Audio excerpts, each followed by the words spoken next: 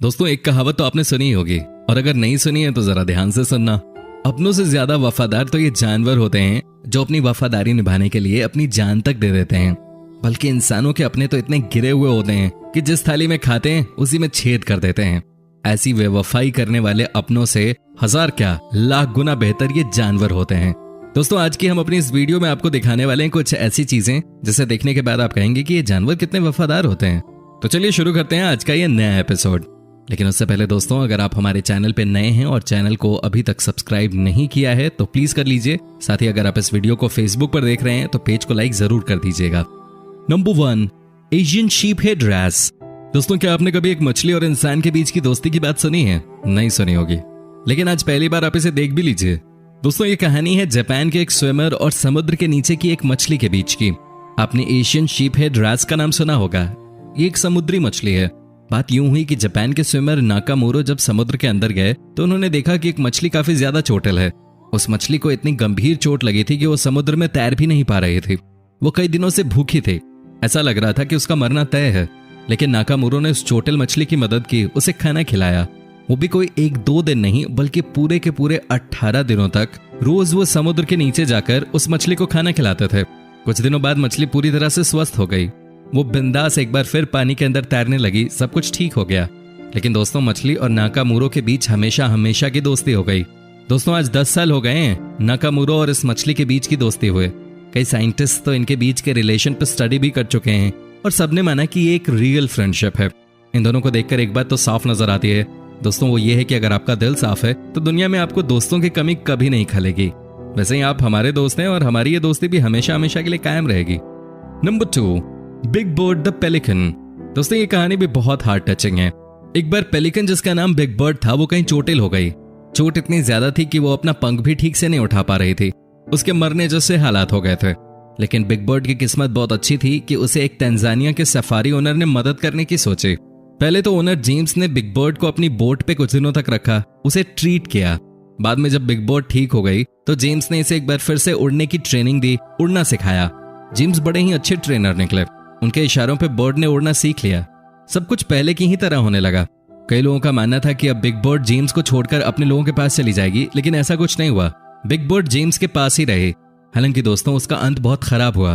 एक दिन जब बिग बर्ड जेम्स के साथ समुद्र में कहीं घूमने जा रही थी, उस समय बोट का एक्सीडेंट हो गया जिसमें बिग बर्ड पेलिकन की मौत हो गई। वो दुनिया तो छोड़ गई, लेकिन हम जैसे कई लोगों को ये सीख दे गई कि जो आपके बुरे वक्त में आपका साथ दे उसे कभी भी हमें नहीं छोड़ना चाहिए। नंबर 3, गूस मरिया। दोस्तों, शायद आपको पता न हो, लेकिन गूस यानी कि बत्तखों को सबसे वफादार जीवों में से एक माना जाता है। चीन में तो बत्तख को पुलिस के काम के लिए भी इस्तेमाल किया जाता है। लेकिन आज जो हम कहानी आपको बताने वाले हैं वो कुछ अलग है। दोस्तों, ये स्टोरी है अमेरिका की।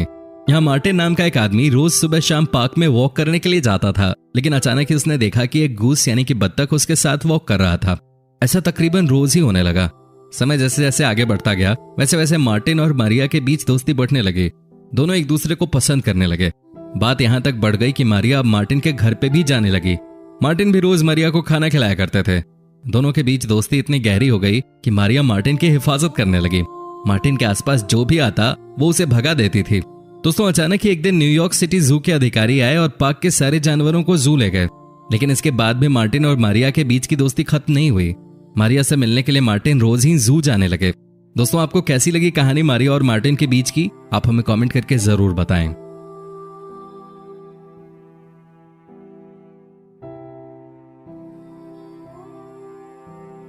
Number 4, loyal crow. दोस्तों, क्या आप में से कभी किसी ने कोई कौवा पाला है क्या? नहीं ना। लेकिन ये है जर्मनी की रिंचे, जिनकी दोस्ती है इस कौवे के साथ सालों से। जिन्हें सुनने में हो सकता है बड़ा अजीब लगे, लेकिन बात कुछ ऐसी ही है। रिंचे एक बार पार्क में वॉक कर रही थी। इन्होंने देखा कि एक कौवा का बच्चा जमीन पे पड़ा हुआ है। ना तो वो चल सकता है, नहीं वो उड़ सकता है। वो बहुत ही छोटा था। रिंचे उसे अपने घर लेके आ गई। कई लोगों ने उन्हें मना किया कि आप कौवे के बच्चे को अपने घर में मत लेके आओ, लेकिन रिंचे ने किसी की नहीं सुनी। वो उस कौवे को अपने घर लेके आई, उसकी सेवा की, उसे ठीक किया, उसे उड़ना सिखाया। अब सबको लगा कि कौवा रिंचे के घर से चला जाएगा, लेकिन ऐसा कुछ नहीं हुआ। कौवा रिंचे के साथ ही रहता था। वो उनके साथ शॉपिंग करने जाता था। रिंचे की गाड़ी में वो मस्ती करता था, आइसक्रीम खाता था। इतना ही नहीं दोस्तों, रिंचे के पास जो एक कुत्ता था वो कौवा उस कुत्ते के साथ भी खूब खेलता था। दोनों के बीच बहुत अच्छी दोस्ती थी। रिंचे को भी समझ आ गया था कि ये कौवा उनका सबसे वफादार दोस्त बन गया है।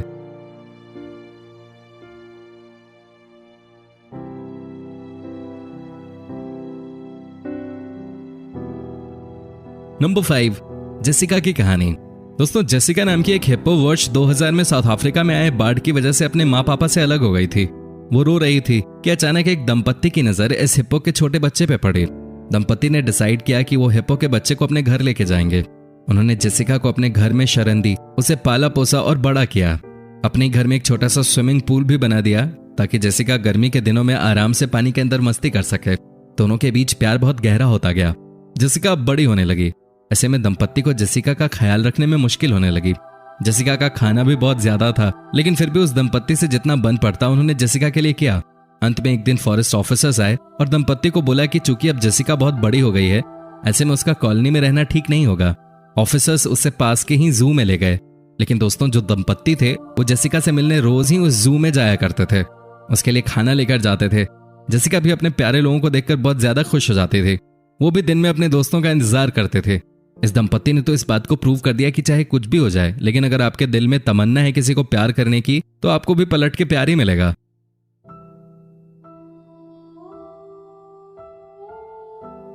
नंबर 6, दोस्तों, ऑस्ट्रेलिया के मार्को एक जाने माने डाइवर हैं। ये समुद्र के अंदर कई बार जा चुके हैं। वहां के जानवरों के बारे में ये रिसर्च करते हैं।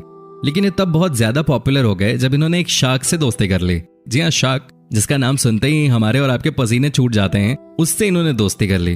दोस्तों, बात तब की है जब मार्को एक बार समुद्र के अंदर गए और इन्होंने नोटिस किया कि एक शार्क इनके साथ खेल रही है, इन्हें अपनी तरफ बुला रही है। लेकिन ये एक दिन की ही बात नहीं थी। मार्को रोज जाते थे समुद्र में और रोज ही ऐसी घटना होती थी। फिर मार्को ने भी मन बना लिया कि क्यों ना शार्क के साथ दोस्ती ही कर ली जाए। दोनों के बीच अच्छी दोस्ती हो गई। दोनों एक दूसरे को देखकर खुश होते थे। दोनों के बीच में प्यार बहुत बढ़ गया। मार्को भी रोज ही शार्क के लिए कुछ खाना लेकर जाते थे। ये शार्क कुछ अलग किस्म की थी, क्योंकि मार्को के अनुसार जनरली शार्क इतनी दोस्ती वाले नेचर के नहीं होते हैं।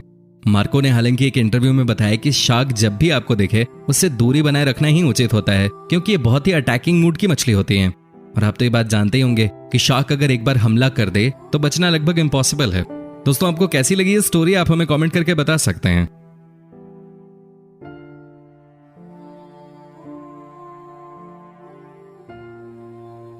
Number 7, beer.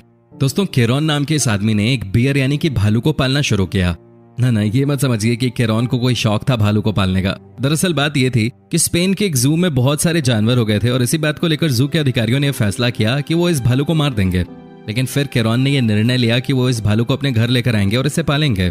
केरॉन भालू की जिंदगी बचाना चाह रहे थे और वो इस काम में सफल भी हो गए। उन्होंने बियर को पालना शुरू कर दिया। केरॉन और भालू के बीच अच्छी दोस्ती हो गई। दोनों एक दूसरे को बहुत प्यार करते थे, एक दूसरे के साथ ही रहते थे। जैसे जैसे भालू बड़ा होता गया, केरॉन ने डिसाइड किया कि वो भालू के लिए नई जगह ढूंढेंगे। अपने घर के आगे ही उन्होंने एक पार्क में भालू को पालना शुरू कर दिया। भालू के और भी बच्चे हुए। तकरीबन उनके पार्क में 4 भालू रहते थे। केरॉन और भालुओं के बीच इतनी दोस्ती हो गई कि जब केरॉन ने शादी की तो उनकी बारात में भालू भी गए थे। ये जरा तस्वीर भी देख लीजिए।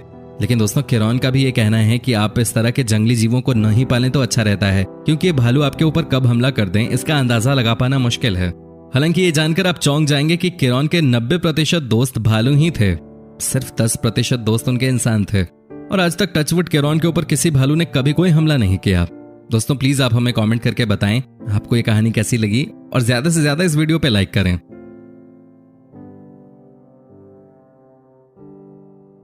Number 8, lion.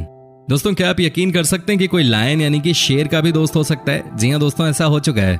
तभी तो आज हम आपको वो तस्वीर दिखाने जा रहे हैं जिसे आपने इससे पहले कभी नहीं देखा होगा। दोस्तों, रदरफोर्ड नाम के इस इंसान ने क्यारा नाम के लायन को बचपन से ही पाला पोसा। इन दोनों के बीच बहुत ज्यादा प्यार हो गया। लेकिन किसी काम की वजह से रदरफोर्ड को 7 सालों के लिए क्यारा से दूर जाना पड़ा। लेकिन अब इस तस्वीर को देखेंगे तो आपकी आंखों में आंसू आ जाएंगे। ये देखिए कैसे ये शेर रदरफोर्ड को 7 सालों के बाद भी देखकर पहचान गया, उसके साथ खेलने लगा, मस्ती करने लगा। ये तस्वीर दोस्तों बताने के लिए काफी है कि दुनिया में प्यार की जरूरत है। लोग हो या जानवर, सबको प्यार चाहिए। और अगर आपके मन में सच्चा प्यार है किसी के लिए, तो वो जानवर चाहे कितना ही खतरनाक क्यों ना हो, वो भी आपका दोस्त बन ही जाएगा।